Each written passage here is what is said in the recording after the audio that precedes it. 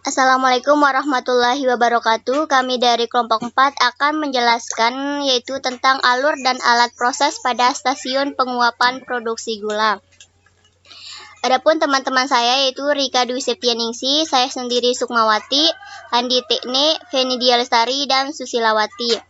Adapun tujuan pembuatan video ini yaitu untuk memenuhi tugas dari dosen pengampu yaitu Pak Safwat Amrullah pada mata kuliah Manajemen Instrumen Industri. Sebelum menjelaskan stasiun penguapan gula, di sini saya akan menyebutkan secara umum alur proses pengolahan gula, yaitu pertama ada stasiun gilingan, kemudian menuju stasiun pemurnian, dan stasiun penguapan. Selanjutnya akan masuk ke dalam stasiun masakan, kemudian stasiun puteran, dan stasiun penyelesaian. Nah, di sini kita akan masuk ke materi stasiun penguapan. Stasiun penguapan bertujuan untuk mengurangi kadar air yang ada dalam nira. Di stasiun ini ada 9 unit evaporator, yaitu evaporator 1 sampai 9, di mana evaporator 1 sampai 3 disusun secara paralel.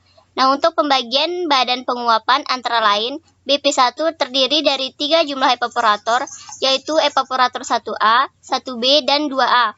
BP2 menggunakan evaporator 2B dan 3. BP3 menggunakan evaporator 4, BP4 menggunakan evaporator 5, sedangkan evaporator awar menggunakan satu evaporator robot baru, yaitu BP3000.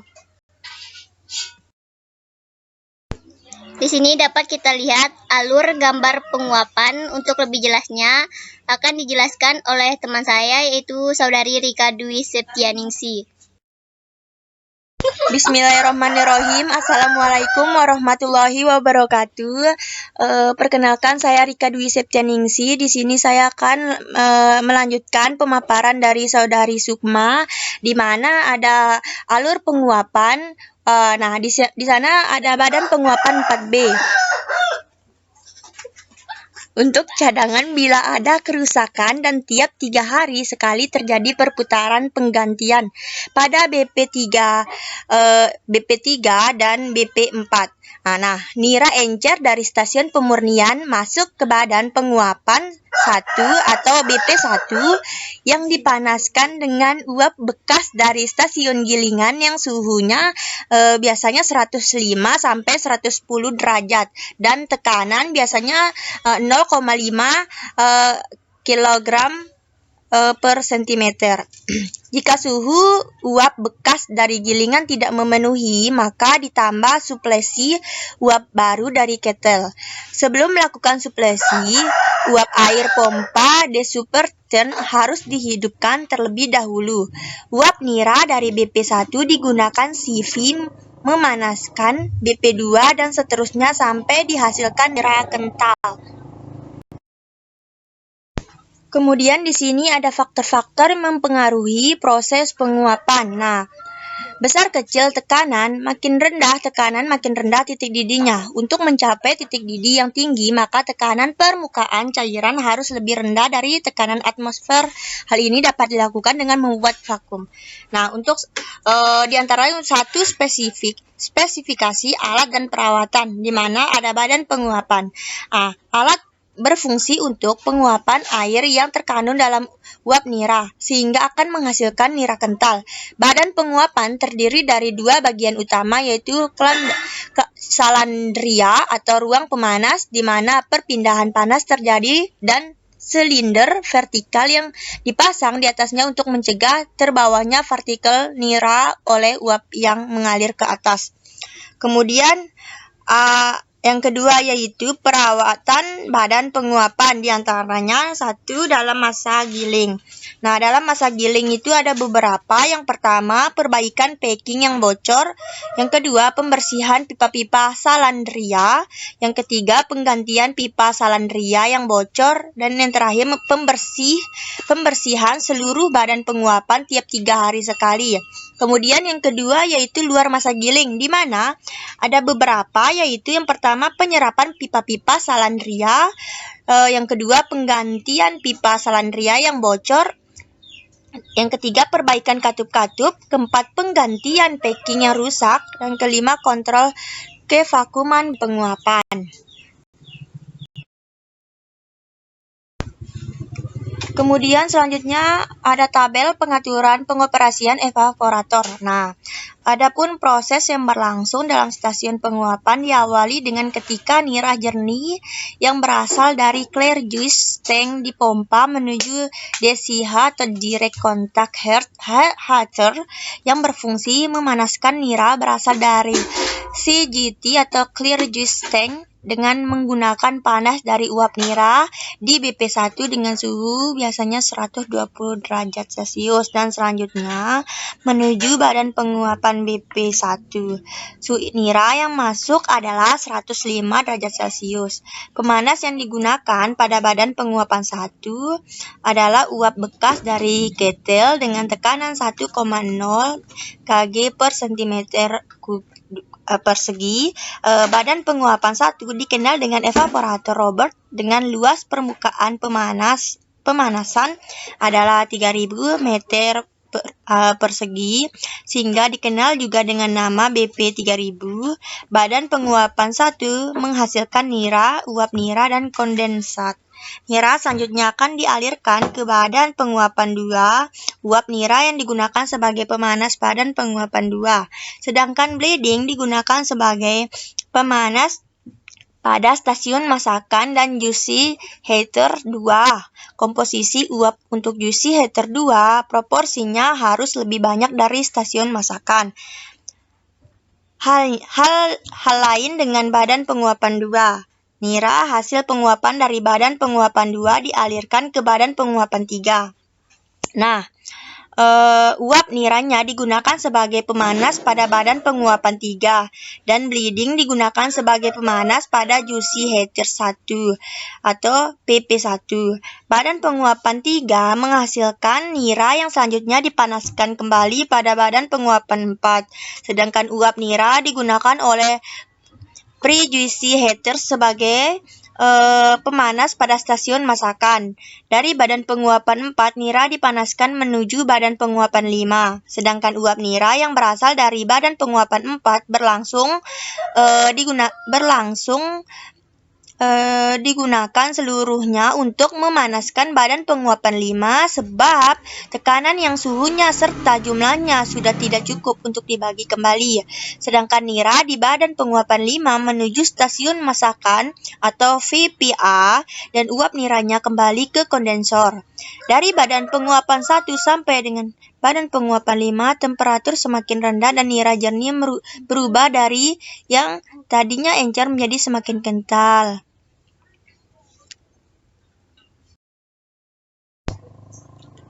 Assalamualaikum warahmatullahi wabarakatuh. Saya Penidia Lestari. Di sini saya akan melanjutkan yang dipaparkan oleh Rika Dwi Setianingsih. Nah, di sini terdapat gambar badan penguapan. Nah, air kondensat yang dihasilkan dari badan penguapan dapat berupa air kondensat positif maupun air kondensat negatif. Air kondensat positif digunakan untuk proses, sedangkan air kondensat negatif digunakan untuk air pengisi ketel.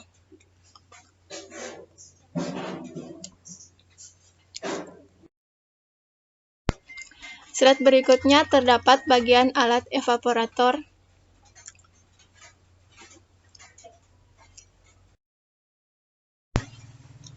Keterangan gambar.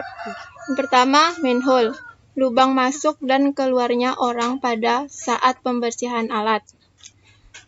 Kedua, pipa masuk uap sebagai saluran pemasukan uap pemanas ke badan penguap. Yang ketiga, pipa uap nira sebagai saluran uap nira ke badan berikutnya. Yang keempat, penangkap nira separator untuk menangkap nira yang terbawa oleh uap pemanas. Yang kelima, pipa pembuangan udara sebagai saluran untuk pengeluaran udara. 6. Ruang uap sebagai ruang uap pemanas nira. 7. Ruang nira sebagai ruang nira yang dipanasi. 8. Pipa pemasukan nira sebagai saluran pemasuk nira ke badan penguap. 9. Pipa pengeluaran nira sebagai saluran pengeluaran nira dari badan penguap. 10. Pipa tap nira sebagai saluran tapan nira pada penguap. Saluran pengeluaran larutan soda pada waktu agak sekrap. Yang ke-11, valve pengaman tekanan, alat untuk mengurangi tekanan uap yang berlebihan. Yang ke-12, kaca pengamat, untuk melihat keadaan nira dalam badan penguap. 13. Pipa pengeluaran air kondensat, untuk saluran pengeluaran air kondensat pada badan terakhir. 14. Pipa pemasukan air, sebagai saluran pemasukan air untuk membersihkan badan penguap dan lain-lain. 15. Manometer, sebagai alat untuk mengetahui tekanan badan penguap. Yang ke-16. Termometer, sebagai alat untuk mengetahui suhu nira pada badan penguap. 17. Manometer kalendria, untuk mengukur tekanan uap pada tromol. 18. Pipa amoniak, untuk mengeluarkan gas yang tak terembunkan. Dan yang terakhir, 19. Pipa jiwa, sebagai saluran sirkulasi nira dalam badan penguapan.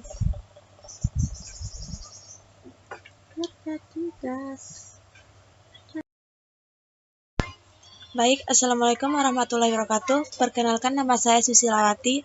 Di sini saya akan melanjutkan materi dari teman saya, Penidia Lestari. Baik, dapat kita lihat alur dari kondensor.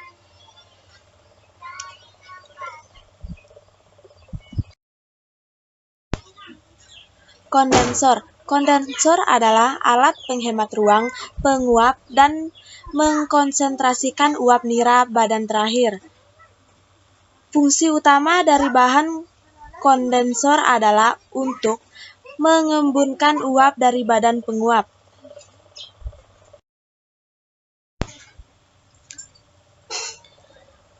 Adapun alur pengerjaan kondensor, yang pertama yaitu pipa saluran masuk uap nira. Pipa saluran masuknya uap nira ke dalam bejana pengembunan.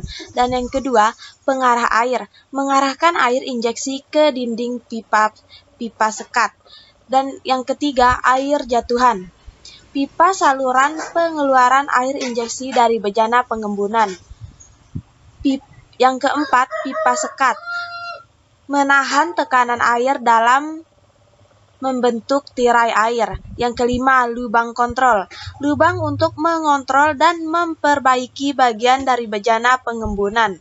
Yang keenam, pipa saluran air injeksi, pipa saluran masuknya air injeksi ke dalam pompa angin. Yang ketujuh, pompa air injeksi, memompa air untuk pendingin.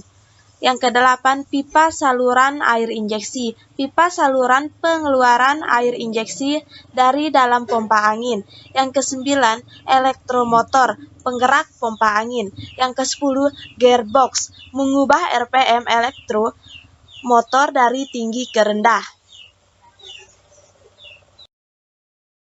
Perkenalkan, nama saya Andi Teknik. Baik, di sini saya akan melanjutkan materi dari Susilawati.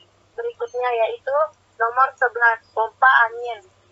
Memompa gas dan uap air yang tidak terembunkan. 12. Pipa hisap, pipa saluran masuknya gas yang tidak dapat terkonfirmasi. 13.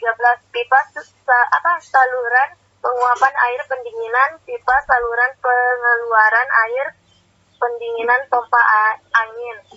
14. Bejana pengeluaran gas dan air pendingin.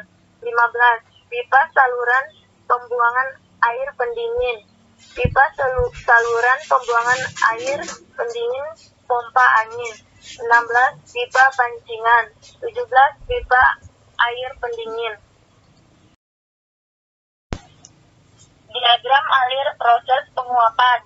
Nah, dapat kita lihat bahwa dari penjelasan teman saya sebelumnya, proses penguapan itu dimulai dari ketika nira jernih berasal dari seler peteng dipompa, dipihak, di rekonvaktor yang berfungsi memasukkan nira yang berasal dari CGT, kemudian sampai akhirnya menjadi air. Kondensat yang dihasilkan dari badan penguapan dapat berupa air kondensat, positif maupun negatif. Kondensat positif positif di sini menggunakan untuk proses sedangkan air kondensat negatif digunakan untuk air pengisi keter.